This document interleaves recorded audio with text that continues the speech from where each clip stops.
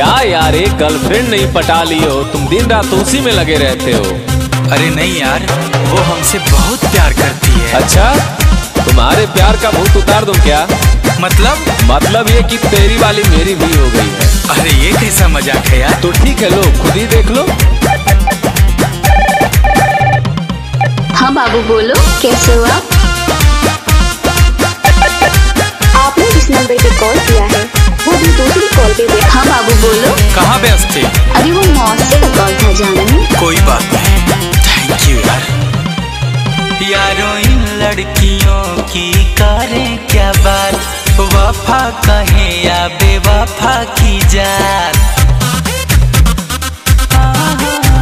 यारों इन लड़कियों की करें हम क्या बात, वफा कहें या बेवफा की जात। जिंदगी जीना तो बड़ी मुश्किल में है, दिल धोखे में है, धोखेबाज दिल में है, दिल धोखे में है, धोखेबाज दिल में है।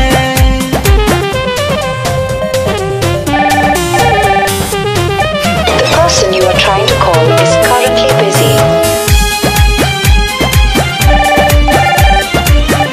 The person you are trying to call is currently busy.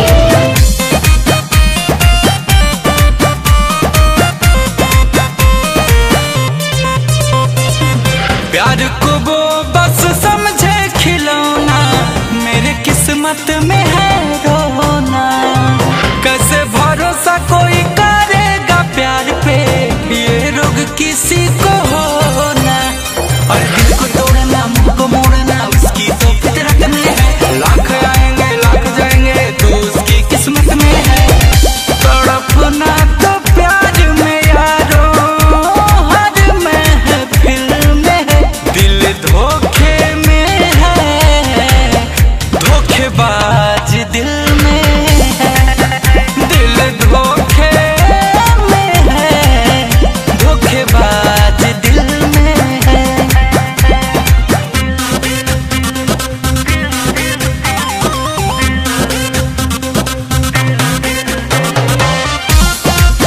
बाबू I am so sorry, please माफ कर दो। आगे से ऐसी गलती नहीं होगी। प्लीज बाबू मान जाओ ना, आखिर गलती इंसान से होती है ना। अब क्यों कॉल मैसेज कर रही हो? आई रियली हेट यू यार। ऐसे ही लोगों से इश्क बदनाम है, एक जन कितनों की जान है। अखिलेश गुंजन का सब कुछ